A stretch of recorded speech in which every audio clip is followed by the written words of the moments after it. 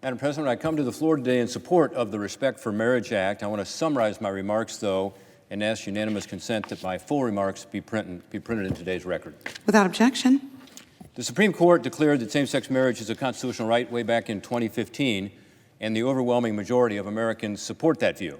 According to Gallup, over 70% of Americans believe that same-sex marriage should be recognized as valid under law, including a majority of Republicans. Despite this strong support, the United States Code does not reflect that consensus in America. Current legislation allows states and the federal government to refuse to recognize valid same-sex marriages. While it is true that the Supreme Court has held this law is not enforceable, it still represents Congress's last word on the subject. The American people rightly expect their elected representatives to bring our laws in line with their beliefs, so that's part of what this legislation does.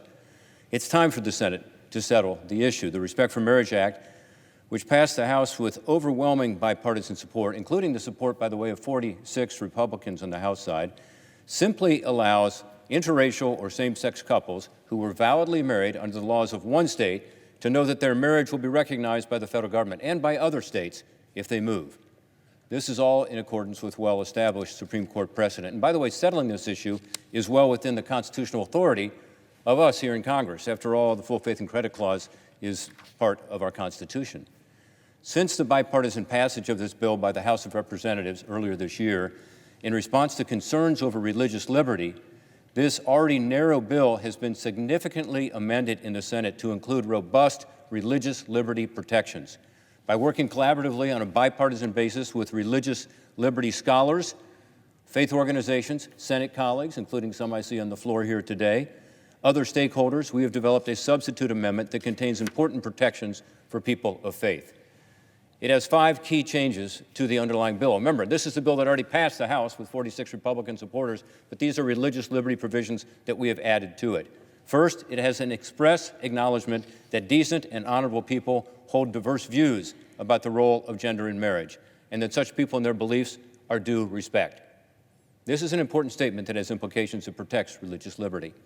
Second, it explicitly protects all existing religious liberty and conscience protections under the First Amendment and federal laws, including the powerful protections provided by the Religious Freedom Restoration Act.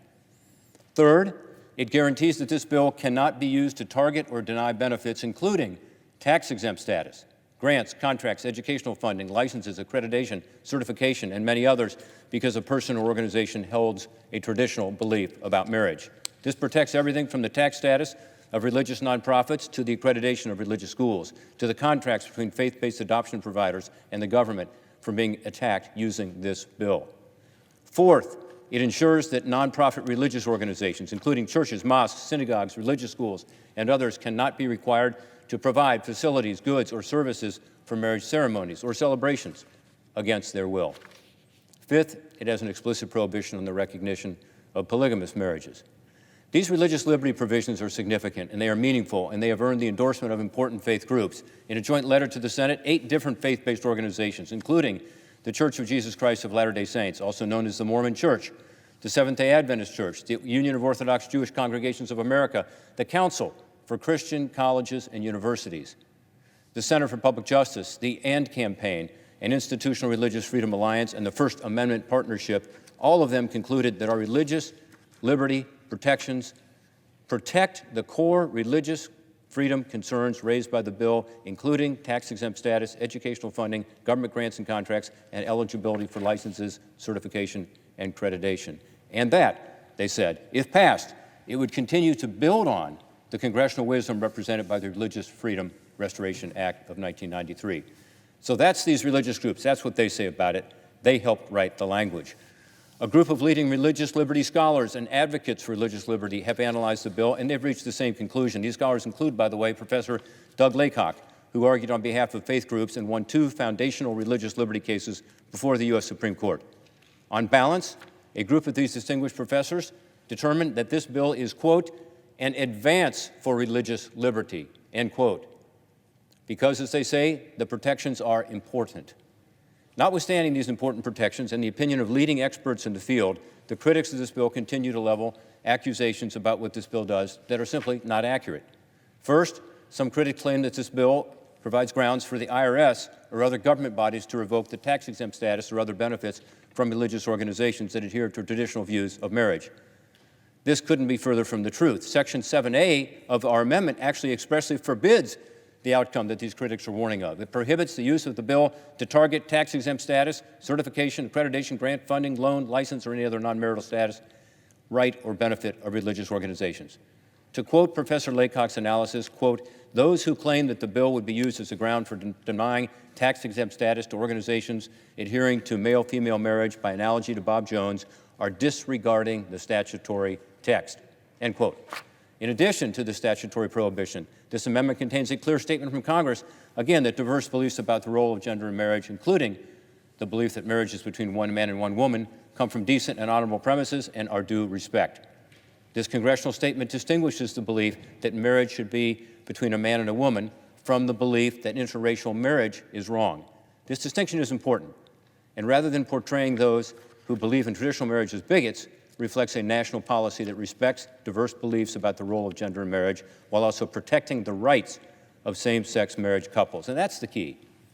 Second, some critics argue that this bill will lead to more litigation against institutions and individuals trying to live according to their sincerely held beliefs. This is also false. The bill only governs the conduct of state actors and contains no litigation tools that would be used against private religious entities acting in a private capacity, even ones that receive a majority of their funding from the state. To quote again from Professor Laycock's analysis, Respect for Marriage Act and our bipartisan substitute amendment, quote, "poses little or no new risk to religious liberty beyond those that already exist," end quote. Third, some critics continue to make the bewildering argument that this bill could lead to legalized and recognized polygamy. Again, no grounding in reality. No state allows bigamy or polygamy, and this bill does not change this. Moreover, our amendment explicitly says now, nothing in this act or any amendment made by this act shall be construed to require or authorize federal recognition of marriages between more than two individuals, end quote. Finally, some critics argue that this bill is deficient because it does not contain new enforceable rights for private businesses or other entities that apply beyond the scope of this bill. This is not a fair criticism. This bill, as legal scholars and many faith groups agree, poses no new risk to religious organizations while containing significant benefits and protections for people of faith. Of course, the bill does not cover or address every lawsuit or dispute that may arise between LGBTQ and religious interests, but it does address the disputes that could arise because of this bill. In conclusion, I urge my colleagues to look carefully at the new religious liberty provisions. Take a look at them.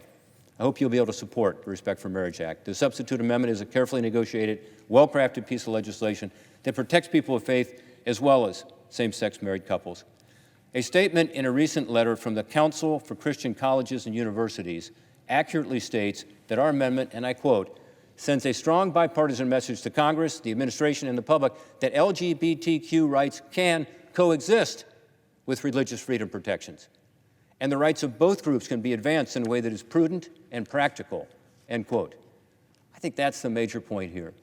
They can coexist. That's what our legislation proves. That's why it deserves the support, in my view, of our colleagues.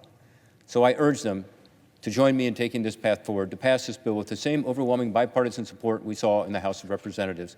The American people want us to settle this issue, and millions of American couples who are married, including many in Ohio, are counting on us to recognize and protect their marriage and give them the peace of mind that they deserve. I yield back my time.